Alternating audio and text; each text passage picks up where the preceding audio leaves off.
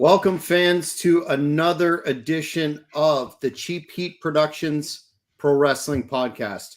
My name is Jack Kilby.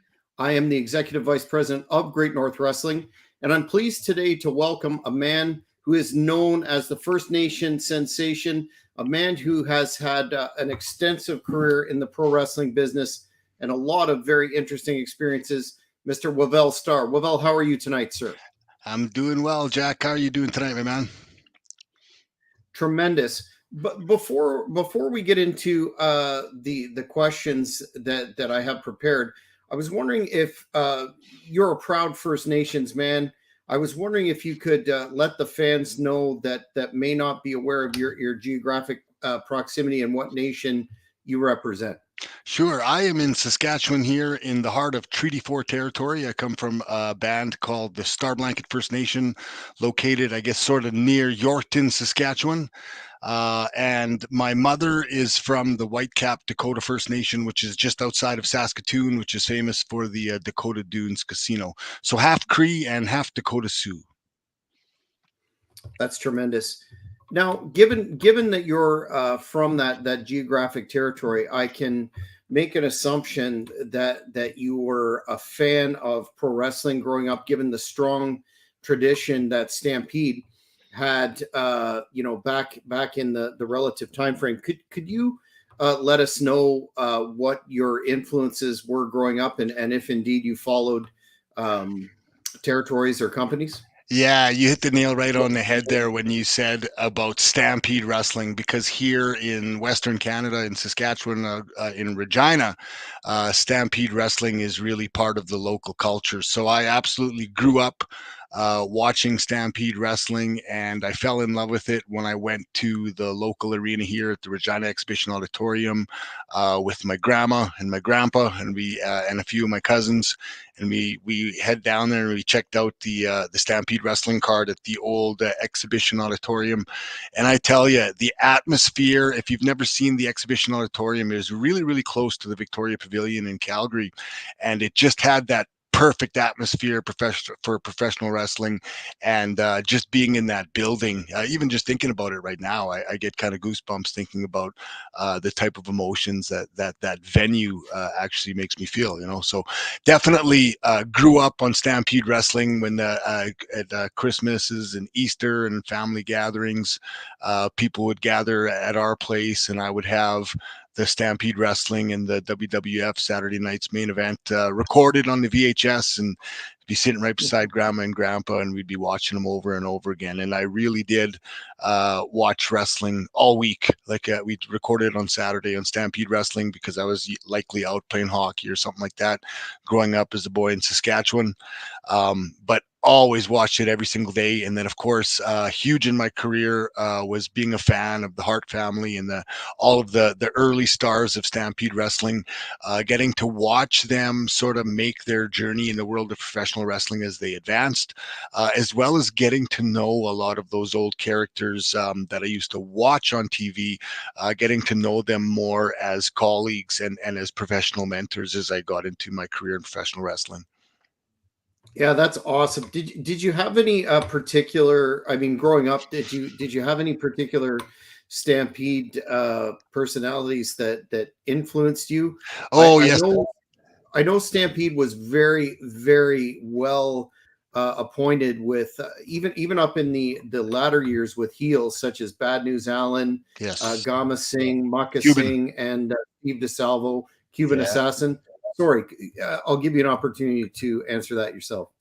Yeah. So sure. A lot of those old superstars from back then. Sorry, I don't mean to call them old, but I'm old. So I'm 50 years old now, so I consider them older than me. They're senior. But growing up watching those performers, it was really something else to get to know them after. And one of the biggest ironies that I found out as I grew older and got into the world of professional wrestling is that sometimes a lot of the heels in the ring were actually some of the biggest gentlemen and real life baby faces outside of the ring.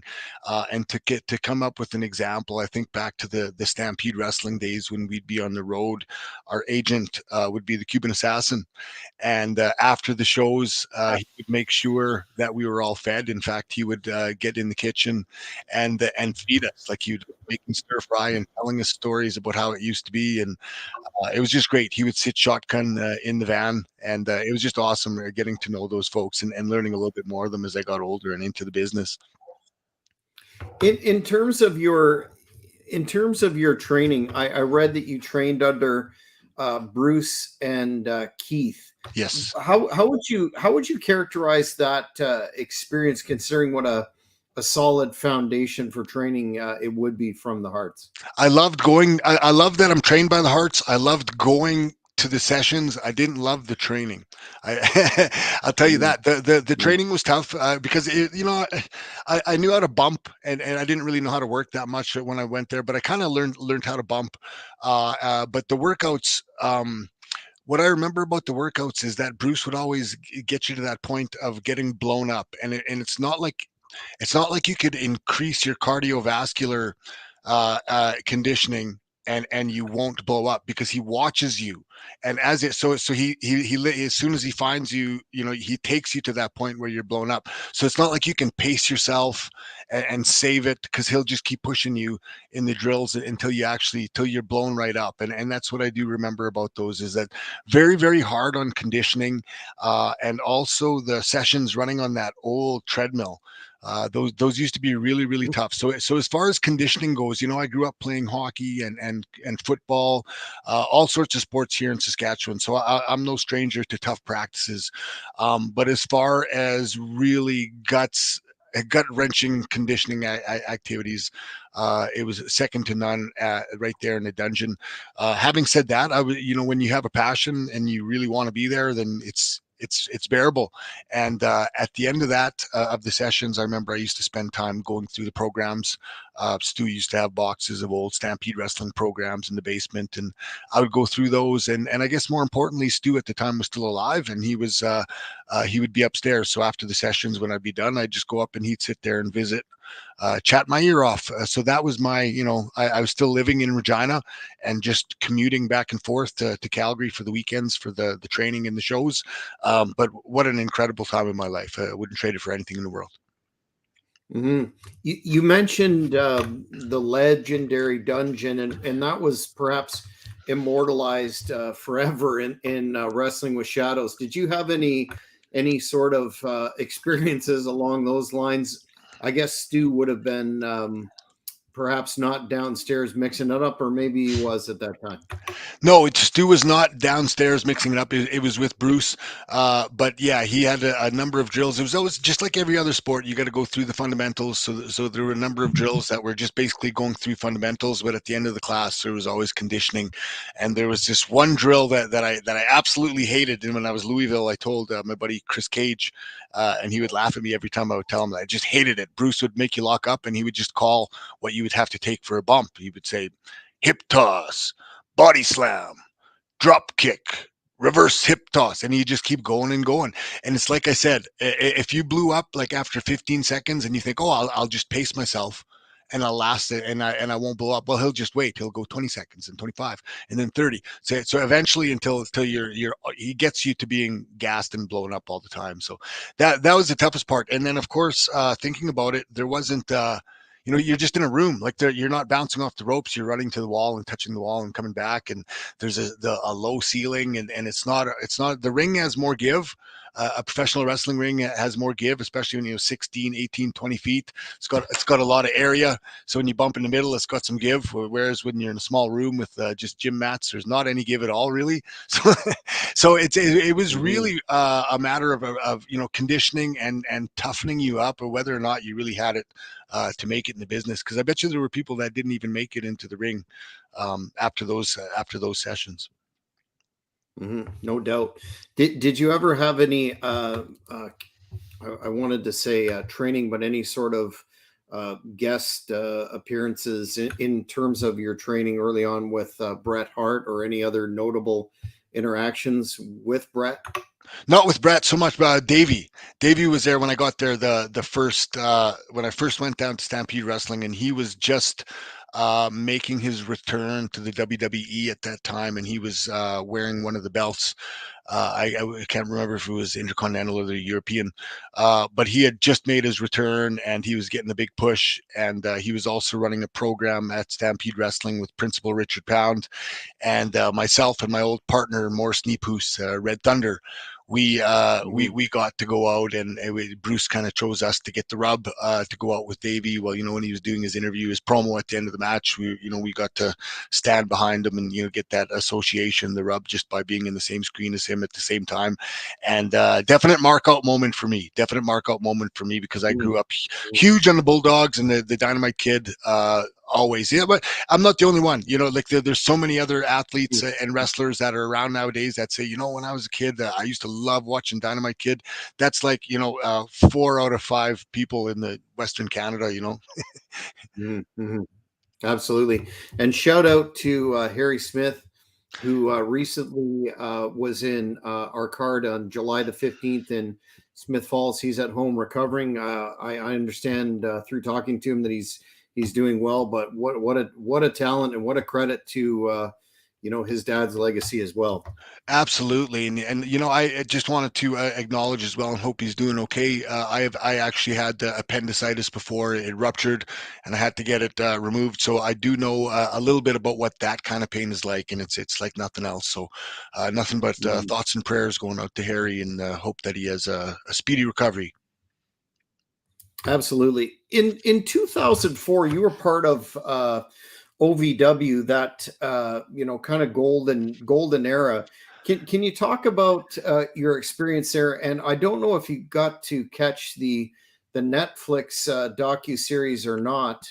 That's getting a lot of attention and a lot of spotlight thrown on modern day OVW. But what was your particular experience like there? How that occurred? So to start with the documentary, I will tell you, I started to watch a little bit of it, and there's a part where they scan the background and the camera shows the vision of what it would like to kind of walk down that one hallway in the background there at Danny Davis Arena, and I turned it off. I had to turn it off because it was late, and I was starting to feel the adrenaline and that motivation, and I was starting to think, and it was too late to have those, like we got to wind down.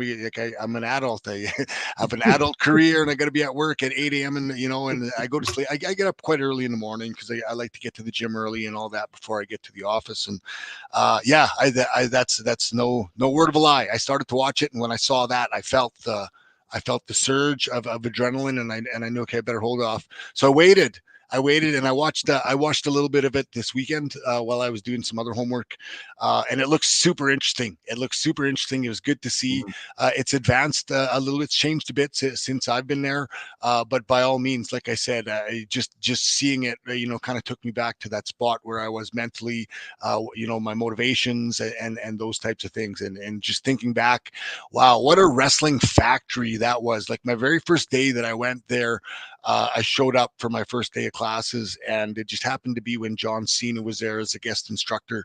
So that kind of added to me, like there's this little bit of awkwardness of being the new guy showing up anyways, and then you happen to be showing up on this special day when training is elevated, escalated, but it was good. I loved it. It got me right in there, and the boys used to laugh. Joey Matthews and Chris Cage used to laugh because I told them, and Tank Toland, I told them, when I first got down here and I had that workout with you guys, I thought, these guys are wrestling machines. How do they do this every day?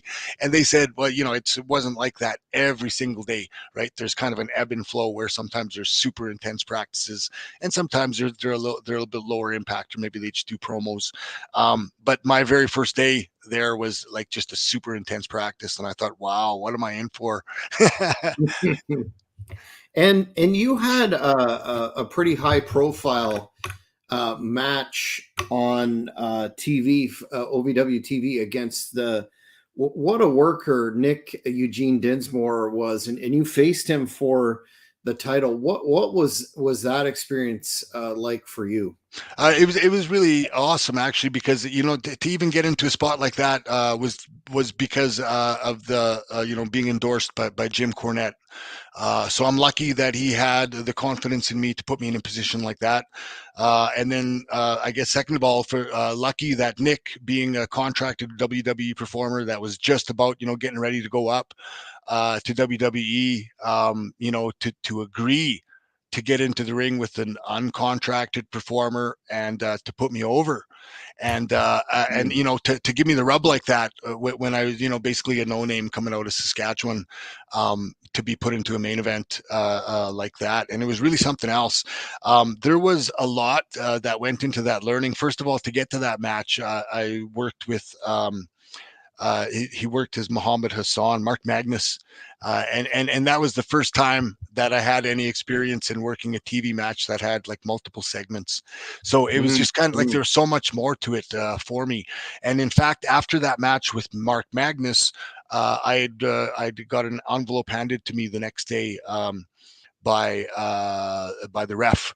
He came up to me and he said, "This is for you, Chief." And I opened it up as it was a letter from a memo from Jim Cornette, and it was to me and Mark Magnus, and he was asking us to report to the arena, the training center, on a Saturday. Because he wasn't happy with the match and he wanted to show us why. So, wow. yeah. And so first of all, to be a non-contracted performer, and for Jimmy to care enough to come in on his day off, like he, as you know about Jimmy, like sometimes you don't think he likes wrestling, sometimes you think he hates it. The Because modern it's version, yeah. right. But for him to take his own personal time on the weekend, to with limited personal time as it is, to come down on a weekend, on a morning, on a Saturday morning, to go over that match and really break it down frame by frame and tell us all that. And it was a whole bunch of tiny little things that the uneducated indie wrestler might not ever pick up if you never get to pick the brain or the minds of those types of workers with the knowledge of a Jim Cornette or a Danny Davis or a Nick Dinsmore. So yeah, really an incredible experience. That whole time in Louisville was just really incredible for me. So just being a part of that and getting to be under that learning tree with all of that talent was incredible. And you know what? It really helped me going into my career outside of the professional wrestling world, because you're seeing a lot of very strong personalities and celebrities, basically what it is, and you're learning how to kind of get over that. In the business they call it marking out. Outside of the business they might say being starstruck, because you have to start being able to get out of that headspace and to start focusing on being a performer and a professional. So yeah, definitely learned a lot down in Louisville. Yeah, that's really interesting you say that. I always working in the criminal justice system for decades now. I always comment that there's a lot of transferable skills, for lack of a better word, between pro wrestling and heavy duty government work. But you mentioned Mohammed Hassan, Yep. the man who would become that. What did you think of that character? Because here we are, almost 20 years since it was phased out, and it's still a controversial subject. Maybe more so with what's going on in the world right now. But did you have any impression of that after having worked with him at the early stage to what happened? I was super excited for him when I saw, like, they looked really ominous, though, like the Titantron that they would show at first with the planes and stuff like that. Like, they looked really ominous. But because I knew him and I was his friend and I knew how hard he had worked to get there, and because I was right beside him, and it's kind of inspiring, because you're like, hey, if I happened to him, it could very well happen to me.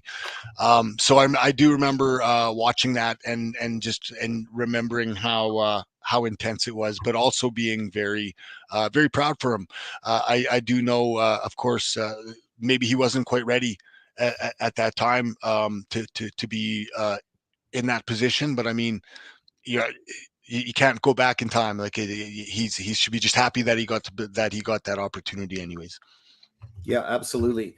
Now, in that year 2004, you started to get some shots for WWE syndicated television. I'm thinking Heat and Velocity. Yeah. How did that come together? Was that Mr. Cornette again? Yeah, that was basically through Jimmy and Dr. Tom, because Dr. Tom was rotating through Louisville on a regular basis, and I had lined up to get on WWE Raw here in Calgary, and that was basically through Dr. Tom and Jimmy, and I had done pretty good when I went out to some of those shows, and I opened the eyes of some of the agents where they had confidence in me that I was competent and a good hand, which of course Mhm. is the curse of death Mhm. in this business. But hey, it is what it is, and I wouldn't do anything different. I went back there and tried my best every time, and I was lucky that every time. Back then it was different.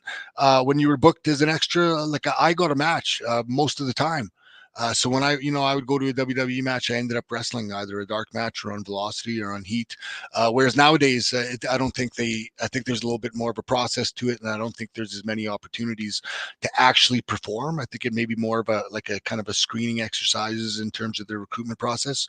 Mhm. But yeah, I was really lucky to be able to be able to be a part of the business during that time. Mhm. Did you have any encounters, notable or otherwise, with, of course, the ubiquitous at the time, maybe still now, chairman of the board, Vincent Kennedy McMahon? Yeah, I met him a couple of times. Of course, like you're kind of schooled before ahead of time that you're supposed to say hi to everybody as soon as you see him. But I guess most notably after my match with Tajiri at the Air Canada Center in Toronto, I felt really good about that match. And then as soon as I walked through the curtain, Vince was right there. And I had 20 seconds, which is pretty long time of face-to-face one-on-one conversation with Vince right there in gorilla position, and it was very encouraging. And after that, I was pretty close. If ever there was a moment where there was good time to put ink to paper, it was probably right around then. Mhm. What did he say to you? That's interesting that he was scrutinizing every match. Did he say anything to you that stands out to this day? Well, here's the thing. I can't say that he came to gorilla position specifically to watch me. He just happened to be there. But at the same time, not everybody gets that face to face time with Vince McMahon. So it was good, and I did feel good about it because knowing that he was asking the sorts of questions that that people would ask you if they're interested in potential opportunities. So I felt really good about that, and I felt really confident that day. He he um, he must have been impressed because you had a great look and obviously are very fluid in the ring. Did you get the impression at that point in time that you said put ink to paper? Were you ever led to believe that they might bring you on to the main roster? Yeah, a few times. Well, that was the goal on my end. Of course, you keep going, and hopefully one of these times you get signed. There was a couple of times when it seemed like I was really close. When you get that precise moment, spotlight in front of, like one time it was in front of the director, sorry, the writing team. In Louisville, and then there's these matches that you have in front of the agents. Another time it was uh, an impromptu match with Sylvester Turkey when he was coming Mm, in for a tryout, mm, and Arn just asked a couple, someone get in with him, so I got in, and I led him through a pretty simple, David Goliath match, and threw some really good chops. That made some good noise, and that impressed him enough to put me in a match with him that night, and had a really good match with him. And that is one person that I will say, in my career, if there was ever one person that I got the impression that could probably end my life with his bare hands, it's Sylvester Turkey. He mhm, it just mhm, like just locking up before and walking stuff over, even like mhm, you'd feel like, wow, this guy could kill me. I think. mhm. I, Luckily, he was good to work with, though, and he knew that I shined him up pretty good, and he was pretty happy the next time when I ran into him at the next show. The next time around, he was pretty happy when I saw him. Yeah, I had the opportunity a couple of months back to talk to his former partner Elijah Burke Yeah. and the Pope, and he said that's one man that was made it difficult to go from legit or MMA to pro wrestling because he was such a I think he used the term killer. Yeah. Oh, yeah. Absolutely. Absolutely. Yeah. And he was down in Elijah was down in OVW as well, and he went to the same tryout camp that I went to. And you know Mhm. what I remember thinking at that, because at the tryout camp I had already had indie experience, right? I've been around for a handful of years. Probably had a bunch of bad habits developed at that time already. But I remember thinking there was a couple of guys that came there with zero experience, and at the time I was kind of thinking, "Wow, how's these guys? How stupid can you be?" But really thinking back, that's the approach that one should do. Is you want to go to them right off the bat when you're as young as you'll ever be, and you have the least bad habits. Mm, Because if you're working mhm, on the indies, you probably got some bad habits. mm, Lots of mhm, knee slappers out there. mhm. Absolutely, Yeah, yeah, absolutely. yeah, yeah. But for real though, you're working out there in the indies. You think that you're getting some good experience, but a lot of times you're developing the bad habits, which is what exactly what they're not looking for. At that professional level, AEW or WWE or Impact Wrestling, right? Mhm. You mentioned that Arn. I'm taking that was Arn Anderson Yeah. wanted you to get into the ring. Now that must have been a real feather in your cap to get positive feedback from Arn. Did you have experience with any of the other WWE agents at the time? Yeah, Regal. I had good feedback from Regal as well as Fit Finley. So those to me, the fact that they would have, given me their good feedback, and they knew that I was dependable. So that's probably why I got chosen to do matches all the time. Um, yeah, so just getting close with them, and I got to the point where Dr. Tom, he had called me once to help book extras because he knew that I had a pretty good hand of the talent here in Canada and stuff like that. So Cool. Now you worked with Maven from Tough Enough.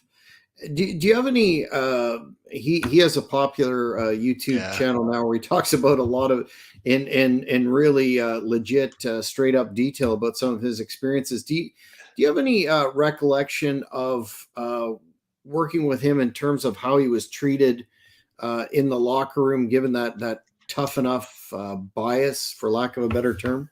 When I was there, he was over. He had put in some time already, and he was pretty good. He was a good performer, and he was a good athlete. I just remember he was a pretty good stud athlete. So he started off with good the brings that he brought were really good, and of course he had the best training if to start like that, to have the WWE training all along. So when you have that, you have the talent and the potential, and you put it in the proper environment, then they're going to get really good real fast. And Mm, I had really good matches with Maven, and I felt great because he respected me. Of course, he had less years of experience, but more experience at that level. So that counts, right? Um, but he had enough confidence in me to basically put the matches together or contribute more so than just your regular extra that was coming in to do a squash job type thing. But I do remember thinking him that it was Maven and Sylvain Grenier.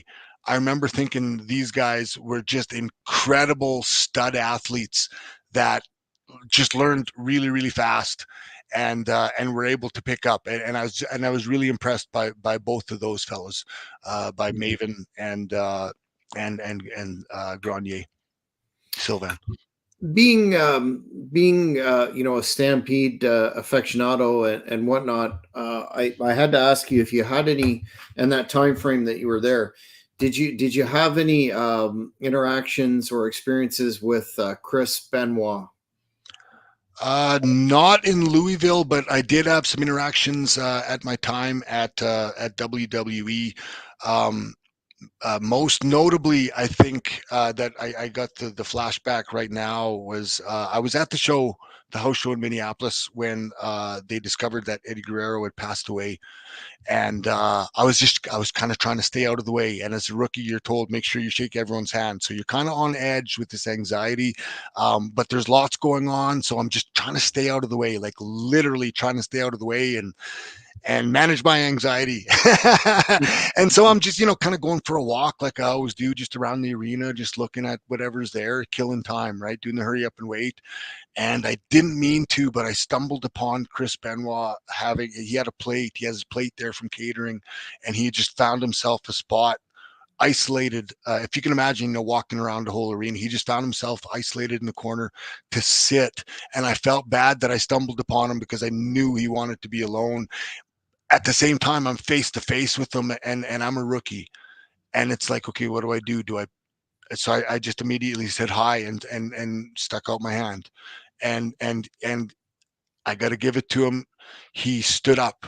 He stood up out of his chair, shook my hand, said hi, and went back. And that to me that told me a lot, because there was nobody around. He really could have gave me the finger or ignored me or told me "f off, kid," or whatever, and he didn't.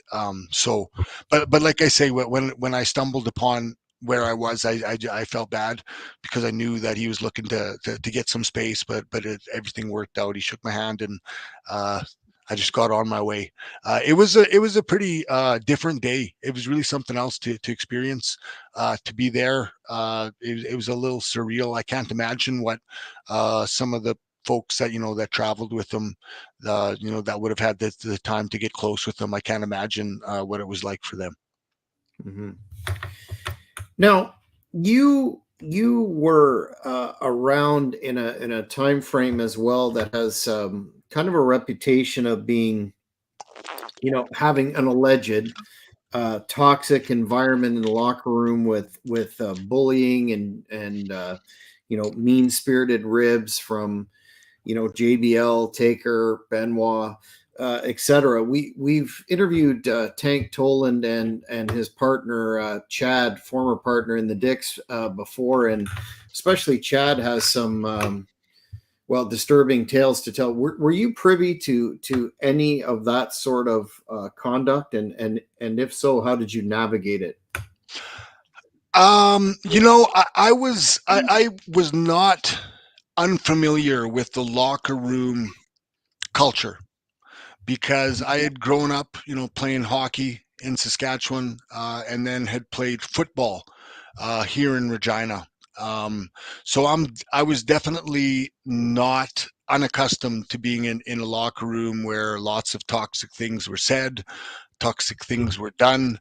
At the same time, learning how to I guess function and exist, and how to get along with people in that sort of an environment. And when I was there, I think I was pretty much ready for that kind of thing, just because of what I've been through in football, with the dressing room hazing. I guess is it's not good. It's not good. The times have really, really changed. But at the same time, I guess I could say if there was anything good about the locker room hazing, is that I had a really thick skin, and Mm. people, by the time I got there, uh, it would have been pretty hard to really get to really rattle me. And I guess the main thing by that time is that you learn that the main thing is to not show that it rattles you anyways, because if you sell, then that just brings it on more, right? So it's just learning how to deal in that, learning how to function in that environment.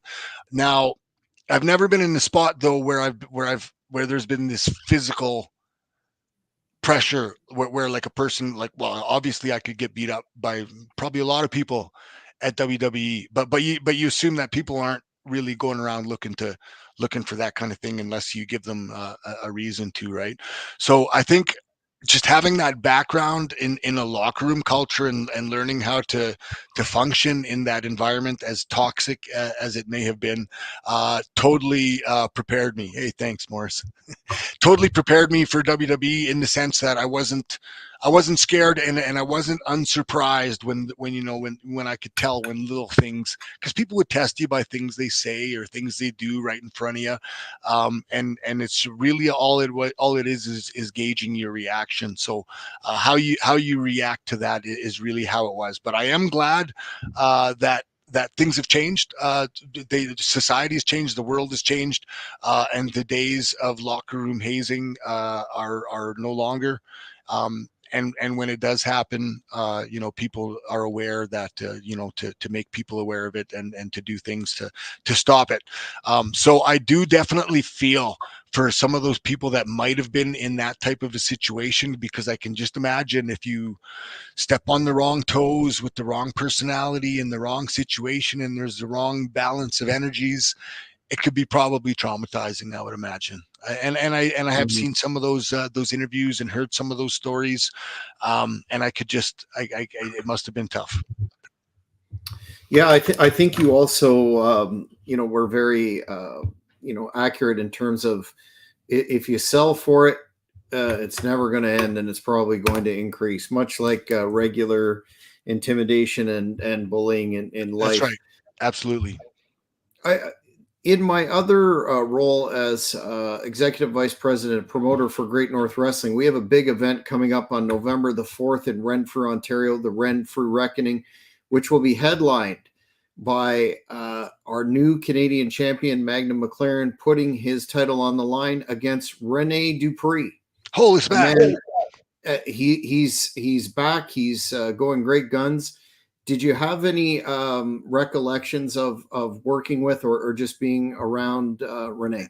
Yeah. Reddy was younger than me, and I would say Reddy's my boy, but it's probably the other way around, because he helped me out when I got there, because he was already there at OVW, and I worked for a lot of the same people that we had common friends, so it's kind of like we knew of each other before we met. And then we started hanging around, and he basically started giving me pointers on bodybuilding and how to diet, and what they're eating and what their daily routine looks like, and I really got to do that, and I had, I'm forever indebted, because that knowledge combined with the effort to follow through and to continue my training, and that was really thankful to Rennie for the mentorship and the friendship during that time as well. So I learned a lot from him. He was a rookie, I guess, at the W, like he was a champion already, right? He was wearing the WWE tag team championship titles.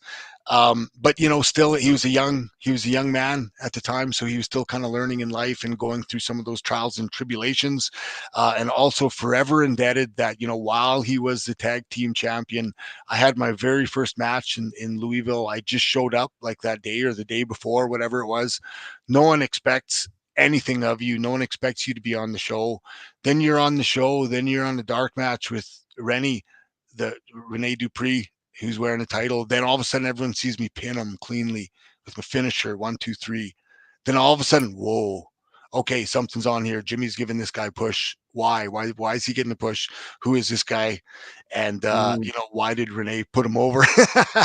so really lucky. Rene really went out of his way to really make me feel welcome down there, to be a friend, and of course to put me over in my first match there. Yeah, that's great. I'll make sure to mention that we had this discussion. I'm sure you'd appreciate that. In jumping ahead a couple of years in CWE in 2010, you had a tag match against the New Age Outlaws.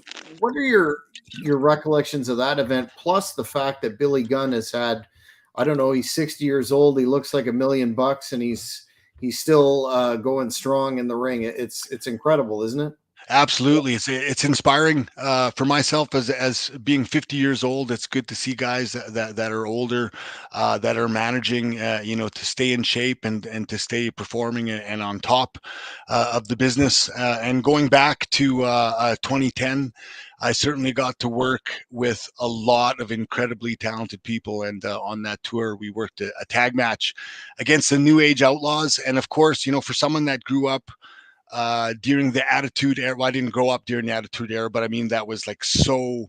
I was such a fan, such a mark during that Attitude Era, that to be in the ring with Road Dogg and Billy Gunn, it was something. It was really great.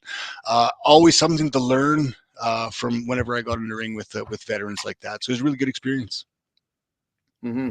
Speaking of veterans, in 2012, you had some tag matches with and then worked against, according to my research, Tatanka.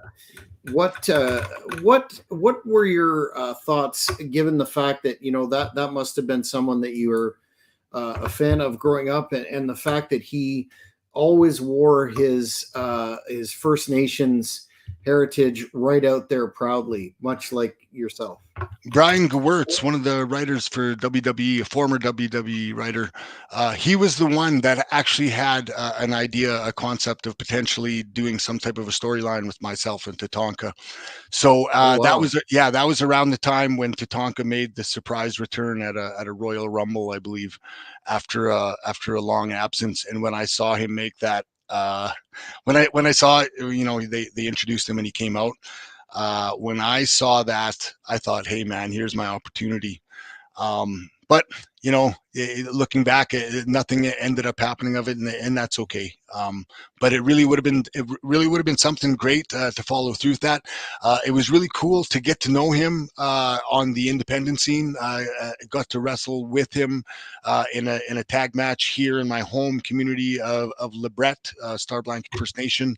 So that is really awesome. People, I got to have the pictures, and people loved it because, of course, when I was younger and I had the long hair, a lot of people would of course, right away they would compare me to Tatanka. So it was really good to be able to get to meet him and have those matches with him. In fact, in RCW, we got to have a singles match.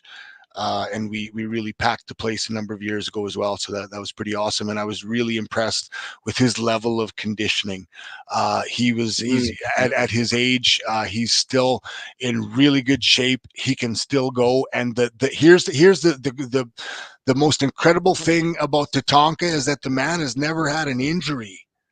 He gets bangs and bruises and stuff like that. But ask him if he's ever, torn a bicep or had a knee, ligament injury or anything like that. Nothing.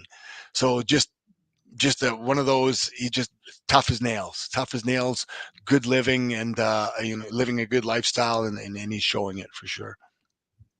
Mm-hmm. Do you have any more information as to what this angle was or storyline was going to be? Would it have been a passing of the torch type of deal, or? Well, that's what I envisioned it. In my mind, when it was pitched, that's exactly what it was. This passing of the torch, and maybe the potential to turn it around. In my mind, there was always the angle where they would pass on the headdress, and usually the heel would attack both of the baby faces and rip up the headdress. And I thought it would be really cool if it would done the other way, where the mentor tried to give the headdress, and then the mentee rips it up and attacks the mentor. So I thought that would have been cool. Whether or not that was in the cards, I don't know, because it just never really got to that. It never got there. There's ideas get tossed around, and you never know. It could be someone as influential as Brian Gewirtz, and it might not get off the ground. So that's how that went. Well, what could have been. Two-part question for you here. Probably need a sip of water for this. It'll be one of my notoriously long-winded ones. But as a First Nations wrestler, did you feel any extra pressure to be a positive role model? And the second part of that being, in Canada, we're as a country trying to come to grips with truth and reconciliation and healing of communities, and trying to make the First Nations communities in Canada whole again. And I talked to Des from Totally Arctic Wrestling, and he feels that Des is awesome. I did the Northern Tour with Des. Sorry to interrupt you. Absolutely. I would recommend everybody check out that interview on the Hannibal TV. But he feels there's a strong role in terms of that truth and reconciliation, that healing that wrestling shows can play in community. So I'd be interested in your thoughts on both those issues. Absolutely. I think that, well, first of all, even if you just look at wrestling, like inside wrestling, the industry, it's always been a model of diversity, because you have one Russian, one Iranian, one Indian, one big guy, one small guy. So it's always been inclusion. And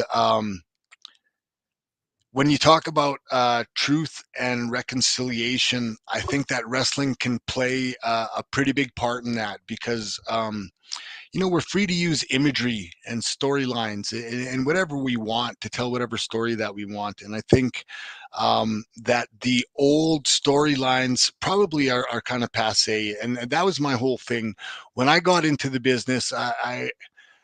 I wanted, I was 100% sure that I needed to have that positive image outside of the ring, like as an individual.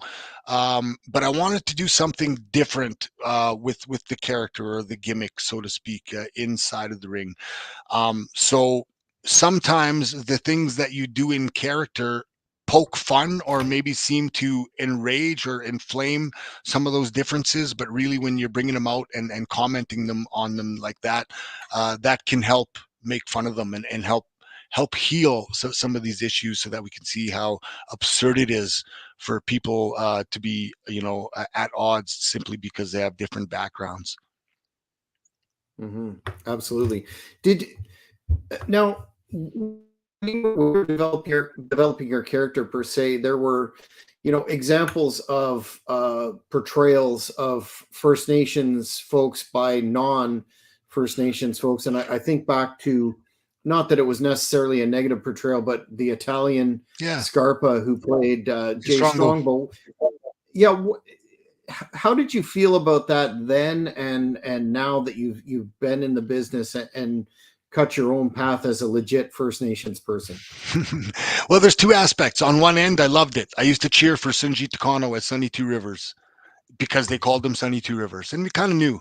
We go up to him and try to talk to him, and we could see that maybe he wasn't, but we wanted to believe it. Like, we wanted to believe in Santa Claus, right? So I did want to believe in the. Sorry, can you reword the gimmick there? Sorry, or reword the question, sir. Just your thoughts on when you were younger, growing up, the non-indigenous person portraying an indigenous character, Right. compared to now, and what your thoughts are on the subject. Do you find it to be inflammatory, Yeah. disrespectful, or that sort of thing? It is now, yeah, it kind of is now. There's a big concept now of the pretendian, because there are a number of issues or instances in current events where people assume an identity that isn't even theirs, kind of like a wrestler would, and use it to take advantage of opportunities that are set aside for other people that may have faced challenges. So I think, in terms of the real world, the pretendian is definitely a huge issue, and now it's starting to make more of a difference. Where I don't even know if anyone would, like, not like they used to always hire non-indigenous actors to play indigenous parts. I'm not even sure if that, how, if that's going to happen nowadays, because you're seeing a lot more indigenous actors and performers from all backgrounds getting involved. So, um, you know, being legitimate and authentic is definitely something that we have to watch for, because too many times in the past, people have taken advantage of the identity, and it doesn't do anything good, doesn't do anything positive, because people that may be naysayers to some of these initiatives will say, well, look, see, we told you this is exactly what's going to happen. People are just going to take advantage of these things, and it's too bad when that happens. Yeah, I couldn't agree with you more. Love to go into detail on that issue, but that's beyond the scope of this particular broadcast. But Yeah, there are like episodes and documentaries about that going on right now. mm, Huge issue in society right now. mm. A fan on social media actually sent me a question to ask you about your former tag partner Don Cyrus Callis, Yes. and the recent. He went in the last 5 years, 6 years, it seems, from being out of the business, then having a podcast with Storm, doing the New Japan commentary, and now being quite a prominent fixture in a managerial role in AEW. What are your thoughts on his latter career? Yeah, he made the transition from professional wrestling into the public service at some point. Like he was working as a government, he's a bureaucrat of some sort. I believe he was at a high level senior management someplace. Um, but it was really good to see him get back into the wrestling business. And I think that as a person, develops in other careers, that you think back to wrestling, and there's a lot of things that you learn that you can apply to wrestling to open up new doors, and it's good to see Don back involved. Of course, when I was getting involved in the business, Don was also another one of those trailblazers that we would look up to, because he was just doing the Tony Condello winter road tours and the IWA TV tapings, and he's on WWE now. So we could see all these people that were at our level that had progressed to the next. So certainly very inspired by all those guys, and Don was one of them. He was always really good to me.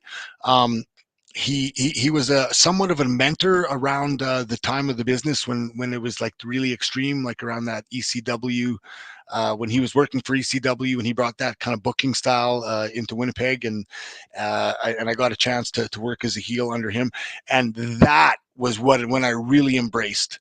That's when I really embraced this whole Indigenous gimmick, this identity, this as a heel, and it was through my working with Don and him providing that mentorship and that advice, and that space for like that confidence to go. He told me before we went out there, he said, "Look, kid, this is a pretty rough area town." And whether you go out there trying to get them to cheer you or boo you, they're probably going to boo you. There's going to be a lot of going to boo you anyways. Might as well beat them to it. And he made a point. The light turned on right there, and it was like got nothing to lose. And I just went out there and opened up, and it was really empowering. It's super empowering. Let me tell you about that. As it's you can, as a minority sitting, the only Indigenous person in this entire venue, and there's just a ton of heat going on. This nuclear heat where everybody's screaming, freaking out. The people are throwing things at the ring, and almost riot from this promo. And at the same time, you feel this power. You feel this power on the inside, and I don't know what it is. Maybe you're crazy, because really, if the whole building decided to turn on you and attack you, they could probably kill you.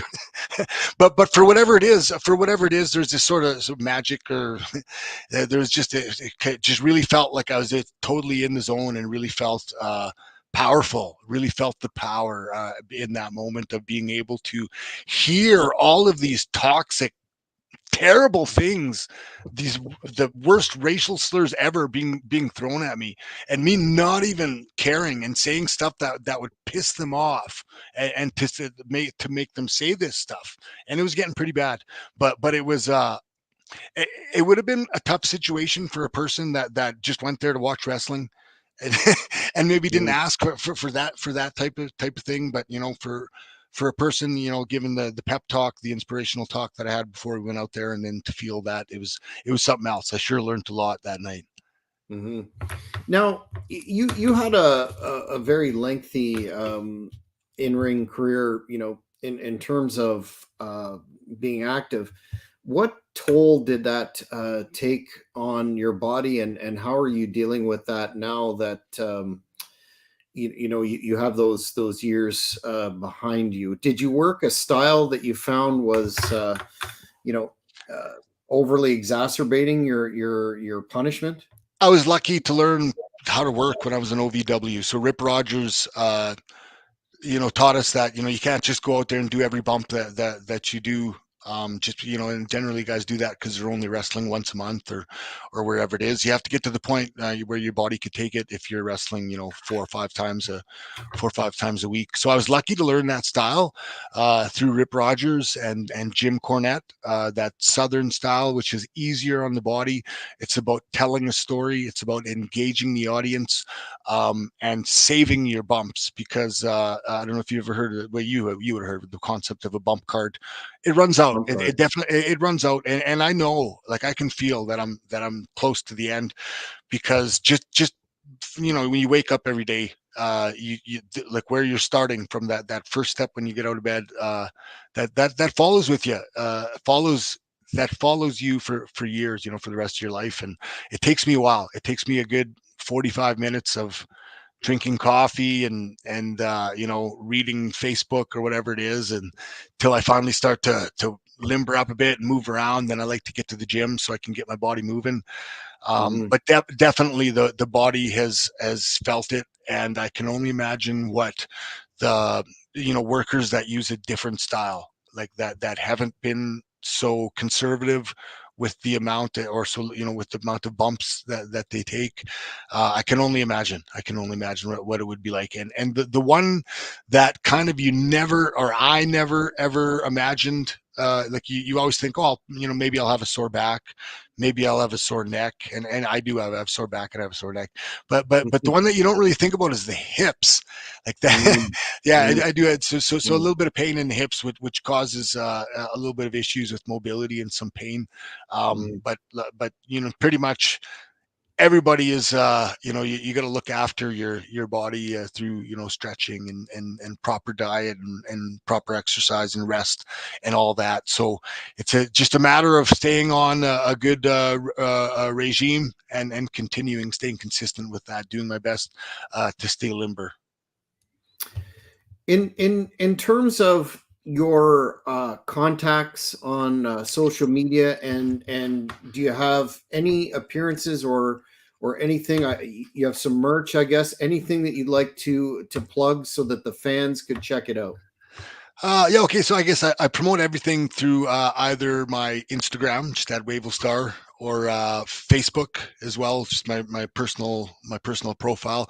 Want to throw in a plug for the 306 skate shop here in Regina, Saskatchewan, who has developed a lot of my Wavell Starr merchandise. I've got T-shirts, I've got hats, and we sell them through Instagram, through my Facebook, as well as directly through the 306 shop.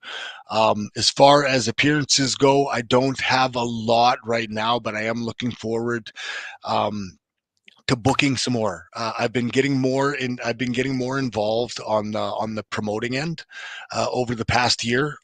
So currently just lining up the next show. We're planning a show just outside of Saskatoon in a First Nations community coming up here in November. So I'm doing a number of those, and those are a little different. Those aren't your typical big city wrestling show that you'll see on a Friday night. I'm going out there and I'm trying to deliver positive role model messages to the youth of the community and to everybody within the Indigenous community. The importance of things like sports, culture, education, careers, those types of things, because there's more to life. There's more to life than wrestling, and but we use this medium, this beautiful art that people in Indigenous community, young and old, love to see. So by all means, if anybody wants to bring one of our awesome live pro wrestling shows to your Indigenous community, we will come out there. We'll talk to the kids to encourage positive youth role model messages. All the young people and old people will enjoy it, and we'll go from there. Well, man, I really appreciate your time tonight. We're going to keep in touch, and we'll keep the fans up to date as to your developments, your positive wrestling events, and anything else that is noteworthy. It's been a fascinating discussion, and really appreciate your time tonight. All right, thanks, man. You take care. Well, fans, that's it for this edition of the Cheap Heat Productions Wrestling Podcast. We will see you next time. Take care, everybody.